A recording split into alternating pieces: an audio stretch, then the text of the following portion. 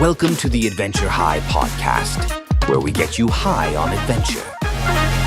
Hey everyone, and welcome to this deep dive. We're going to be talking about early Himalayan mountaineering. Oh, cool. Yeah, specifically those British expeditions to Everest back in the 1920s. Wow.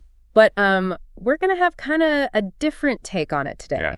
We've got the typical accounts from the British climbers themselves. Right. But we've also got some really interesting stuff from the Sherpas, who were crucial. So we get both sides of the story. Exactly. And that's what makes this so fascinating. Yeah, I can see that. To be able to compare like that. It lets us get past just, the climbing achievements and really look at how the British climbers and the Sherpas interacted. Yeah, the human element. Right, like all those cultural differences and stuff that played out on Everest. Which I'm sure there were plenty of back then. Oh, yeah. So you've got these British climbers, a lot of them from like the upper classes. Okay. And they're heading into this totally unexplored territory. Right. And alongside them are the Sherpas, whose knowledge of the mountains was like super important. Yeah. But honestly, those early expeditions were often run like military operations. Really? Yeah, with this very clear hierarchy. And And that really impacted, how they made decisions, especially when it came to risk. that makes sense. The British climbers often saw Everest as this challenge, something to be conquered. Right, to like plant your flag on. Yeah. But for the Sherpas, the mountain was something totally different. Oh, yeah. It was sacred to them. Right. They had this spiritual connection to it and this deep understanding of its danger. And that difference must created some tension. Oh, absolutely. And we can see it in our sources. So we've got letters from George Mallory, the famous British climber. Yeah, of course. And when he was asked why he wanted to climb Everest, he gave that famous answer. Because it's there. Right, classic Mallory. But doesn't that seem a bit like a cop-out? Like most things, we do have a purpose, a reason. Yeah, it's kind of vague, isn't it? Yeah. So why is climbing shrouded in such mystery, even to the climbers themselves? It makes you wonder what was really driving them. Okay, so let's jump to 1921.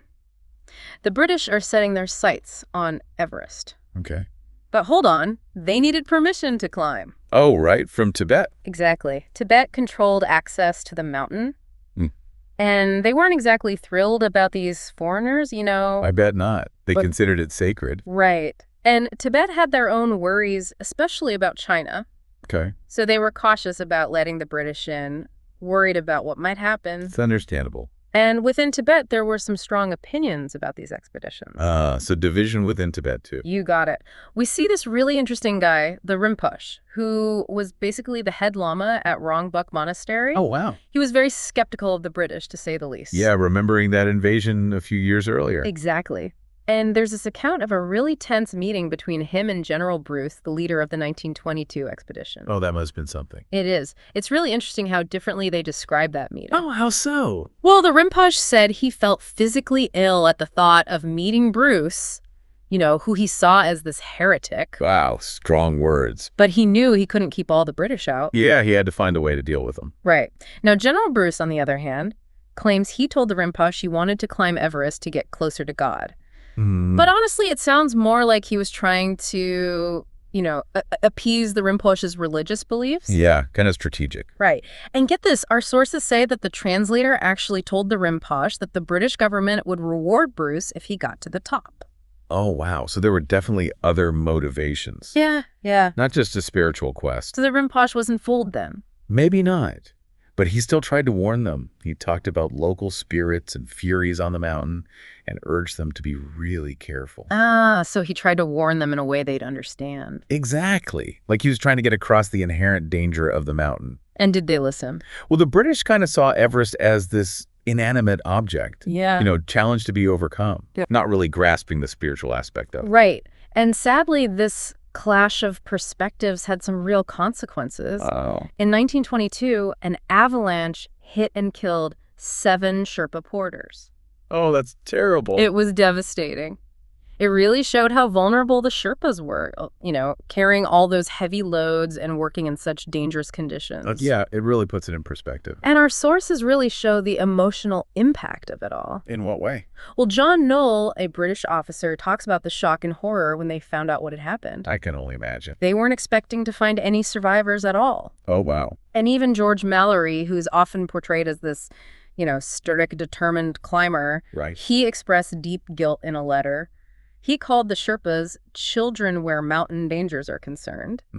He was really lamenting his role in the tragedy. That's powerful. And his language is really telling, isn't it? I think so. It reveals this ingrained paternalism. Oh, wow. So, Well, were the British really treating the Sherpas as equals?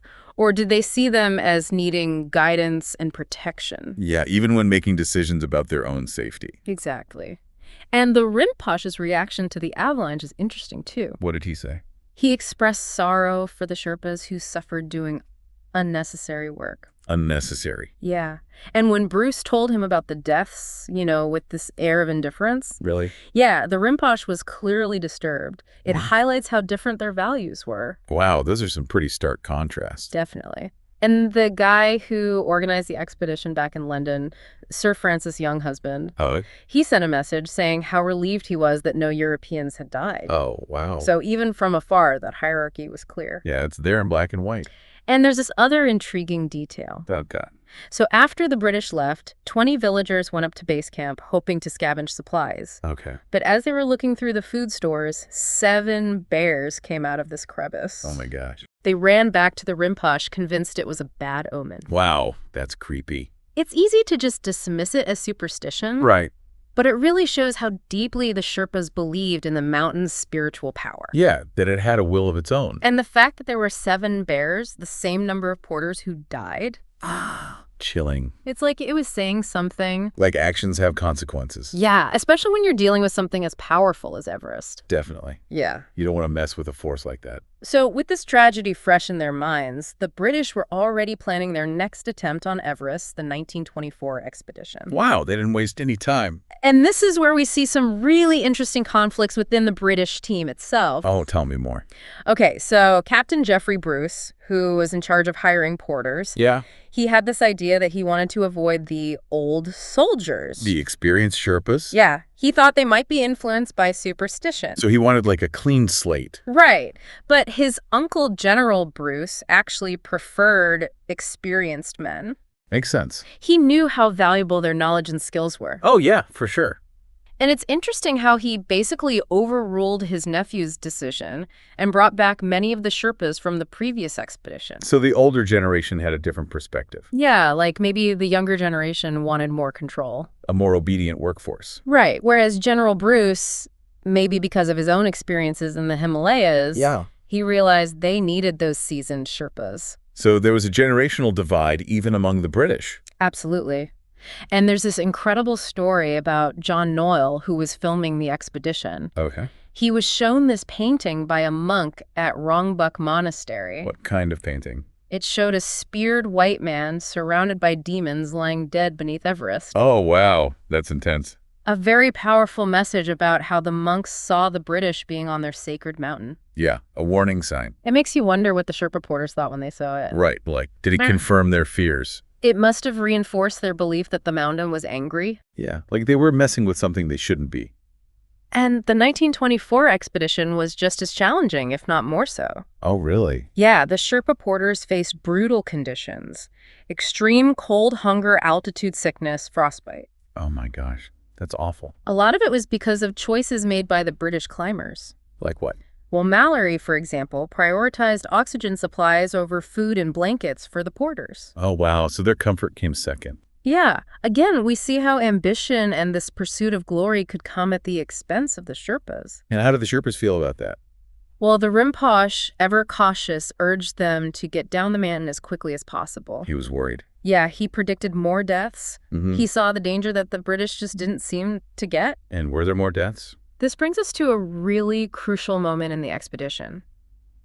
What happened? They were pushing higher and faced these really treacherous conditions on the North Col. Oh, no. Tons of snow had fallen, so the avalanche risk was sky high. But the British were determined to keep going, despite what the Sherpas were saying. Oh, this isn't good. And this is where things took a turn. 4 Sherpas refused to cross the super dangerous ice field. Why? They'd seen what avalanches could do, and they weren't going to risk their lives. Yeah, I don't blame them. And get this, the British officer in charge, a guy named Hazard, decided to just leave them behind. What? Are you serious? Yeah, it's crazy to us now. But it shows how differently they saw risk and responsibility. It's a huge ethical dilemma. It really is. Was Hazard negligent? Or did he honestly think he was doing the right thing? In that situation, yeah. And how much did cultural differences in communication play into this? That's a big question. It's a mess. Thankfully, Mallory and Somerville, remembering the 1922 avalanche, felt like they had to rescue the porters. Good for them. It was incredibly risky. Deep snow, treacherous ice, and avalanches everywhere. Somerville was amazing. He was super brave, risking his own life to save them. A true hero. There's this account of him clinging to a rope spread-eagled across the ice, hauling the terrified porters to safety. Wow, what a scene. But even with all the heroism, it's important to remember that this rescue really took a toll on everyone. Of course. The porters were exhausted and traumatized and couldn't climb anymore. They were pushed to their limits. It's a reminder that these were real people, not superheroes. Right, with their own limits. Pushed to their absolute breaking point. Yeah, makes you think. And, we can't forget that not all the Sherpas just followed the British lead. Oh, right. Some of them really listened to the Rinpoche's warnings. Okay. Like Aang Searing. Yeah, I remember him. He did his job, but always played it safe. Got down the mountain quick. Smart. He even became a respected climber himself, known for his skill and resilience. So he was making his own calls about the risk. Exactly. He understood how dangerous the mountain was and wouldn't gamble with his life, even if it meant going against the British climbers. So it really challenges that idea that the Sherpas were just blindly obeying orders. For sure. Yeah. They had their own knowledge, their own understanding of the risks, and they acted on it. Which brings us back to this question of whose knowledge is valued and whose is ignored. Right, the crucial point. The British, with their maps and compasses, they saw themselves as the experts. Of course. But the Sherpas had this generational understanding of the mountain passed down through stories and experience. Yeah, and that often came across as superstition to the British. Right. But maybe we should see it differently. How so? Instead of superstition, what if it's a different way of knowing? A way of understanding the mountain's power that went beyond just science. That's a good point.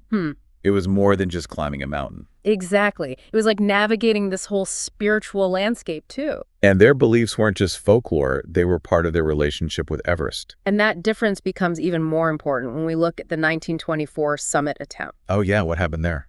Well, Norton and Somerville made this incredible push for the summit without supplemental oxygen. Wow, no oxygen, that's hardcore. Somerville had to turn back, but Norton got within 1,000 feet of the top before exhaustion forced him down. So close. It's amazing the willpower they had.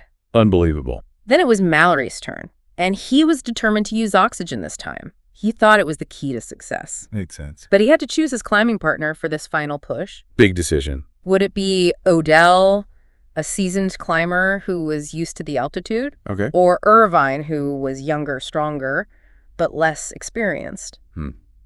Tough choice. So many factors to consider. It's fascinating. There's been so much debate about why Mallory picked Irvine. What are some of the theories? Some even say there might have been a romantic thing between them. Really? But our sources point to a more practical reason. What's that? Irvine was an engineering student and understood those complicated oxygen systems. Ah, made sense since they were still pretty new back then. Right. So Mallory went with technical skills over high altitude experience. It makes you think about his mindset, his focus on reaching the summit, even if it meant taking risks with a less experienced partner. Yeah, that ambition can be a double-edged sword. And this actually mirrors something that happened earlier in Mallory's life.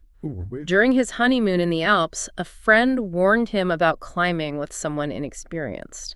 So this wasn't a new pattern for him. Seems like Mallory had a history of putting ambition before the well-being of others. And with Irvine, the consequences were tragic. It was. They set off for the summit, were spotted high on the mountain, and then just vanished. It became one of the biggest mysteries in mountaineering. And did they ever find out what happened? It wasn't until 1999 that they found Mallory's body frozen on Everest. Wow, after all those years. To this day, we still don't know for sure if they reached the summit. Ah, the mystery lives on. But we do know that their ambition, their drive to conquer the mountain, ultimately cost them their lives. It's both inspiring and heartbreaking at the same time. It really is. And it's a reminder that 11 other men died during those early Everest expeditions. Right, including those 7 Sherpa porters in the 1922 avalanche. Exactly. It makes you think about the human cost of all this. Yeah, exploration can come at a steep price. It forces us to ask, what were they really trying to achieve? Was it purely about exploration and pushing boundaries? Right. What were the motivations? Was it national pride? personal ambition, even a sense of, imperial dominance. Those are all possibilities. And these questions were being asked even back then. Oh, really? One of our sources talks about how Captain Knoll, who funded a lot of the 1924 expedition, needed to make his money back. Okay, thanks. So he decided to make a film about the expedition. Smart move. But he also brought 5 Tibetan monks to England. What for? To perform what he called devil dances on stage. Oh, wow. It really shows how they were exploiting Tibetan culture. Yeah, turning sacred rituals into entertainment. Right. These rituals were sensationalized and marketed as this exotic spectacle. To make money. Exactly. The monks even wore theatrical masks, totally out of context. That's so messed up. The British press loved it. Headlines like "Bishop to dance on stage" and "Music from skulls." Oh my gosh. It's crazy how they twisted these sacred rituals into something so weird and exciting. But I bet it wasn't funny for the Tibetans. Not at all. The Dalai Lama and the Tibetan government were furious. I can imagine. It caused a huge diplomatic problem. Yeah. No British expeditions were allowed back to Everest for almost 10 years. Wow, so it backfired big time. It shows how disrespect and a lack of understanding can have serious consequences. Yeah, it's not just about hurt feelings. It has real-world impact. And it all ties back to that tension between the British climbers and the Sherpa porters. Right, the whole power dynamic. The British often dismiss the Sherpas' concerns as superstition. Not seeing the depth of their knowledge. And that's why those interviews with Sherpa climbers from years later are so important. They give us a different perspective. They help us see how the Sherpas made decisions, especially about risk. Right, like they had a system. One thing that really stood out was how the Sherpas saw avalanches. Yeah, they were a constant threat. Almost every experienced Sherpa talked about avalanches as the biggest danger on those peaks. Makes sense. They were the ones who saw them firsthand. They were frustrated that so many foreign climbers didn't understand how to predict them or assess the risk. So it wasn't superstition, it was experience. Exactly. They weren't being difficult when they advised caution or refused to climb in certain conditions. They were making smart choices. Based on years of firsthand knowledge. Passed down for generations. And this wasn't just theory. They'd seen how devastating avalanches could be. One Sherpa climber, Kanza, shared this really intense story from a later Everest expedition in 1963. Okay, what happened? He and his fellow Sherpas tried to warn this American climber about dangerous avalanche conditions. But he didn't listen. Nope. He was focused on his own goal and told them to keep climbing. Kanza even imitated the climber's dismissive tone. No, you go. Oh, wow, putting pressure on them. Can you imagine? They needed the work, but knew how dangerous it was. A tough spot to be in. So they went, and almost instantly an avalanche hit, sweeping them down the mountain. Oh, no. Luckily, it was a soft avalanche, mostly new snow, so they survived. Thank goodness. But Kanza described the terror of being caught in all that snow, the feeling of helplessness. I can only imagine. And what's really interesting is the climber's reaction afterwards. What did he say? He kept saying, "I'm sorry, I'm sorry, I'm sorry." Almost like he was more worried about the delay than their safety. It's like he didn't fully grasp the danger he'd put them in. Yeah, like he was apologizing for the inconvenience, not for almost getting them killed. And this really highlights that fundamental disconnect between the British climbers and the Sherpas. Like they were speaking different languages. Their worldviews were so different. The British saw the mountain as something to be conquered. The Sherpas saw it as a powerful force to be respected. And when those views clashed, the consequences were devastating. Yeah, it feels like there was always this power imbalance between them, wouldn't you say? Oh, definitely. The Sherpas needed the income, so they were in a tough spot. For sure. They understood the risks better than anyone, but they also knew that speaking up could cost them their jobs. Absolutely. Yeah. And that's where this whole idea Zindak comes in. Zindak. Yeah, it means employer, but it also has this deeper meaning, like patron or benefactor. Oh, I see. It's like a lord who provides for you, but also has power over you. Wow. No wonder those relationships on Everest got so complicated. Right. So you have these incredible acts of heroism. Yeah, like Somerville and Mallory, risking their lives to rescue those porters. Exactly. But it also kind of reinforces that idea of the British as the saviors, you know? The ones in control. Right. Like they cared about the Sherpas, but couldn't quite see them as equals. Yeah, that paternalistic attitude was always there. And that's what makes those interviews with the Sherpa climbers so powerful. They give us their side of the story. They remind us that the Sherpas were courageous and resilient. And that those qualities were essential to those expeditions. One thing that really struck me was how the Sherpas sometimes used collective action to make their point. Oh, interesting. How so? Like if the conditions were too dangerous, they'd talk amongst themselves and then refuse to climb as a group. Wow, so they had their own form of protest. Yeah, they knew that sticking together was their best defense. Against climbers who might downplay the risks. Exactly. And it wasn't just about their own safety either. What else was it about? They felt this responsibility to protect the mountain, too. Oh, right. It was sacred to them. There's that story about the Sherpa climbers who were furious because the British wanted to camp in an area known for avalanches. Yeah, I remember that one. The Sherpas believed the British were asking for trouble. They knew better. It's like they saw themselves as guardians of the mountain. Protectors of this sacred space. And they had to speak up, even if it meant going against the climbers. Putting their jobs at risk. It shows that their motivations weren't just about money.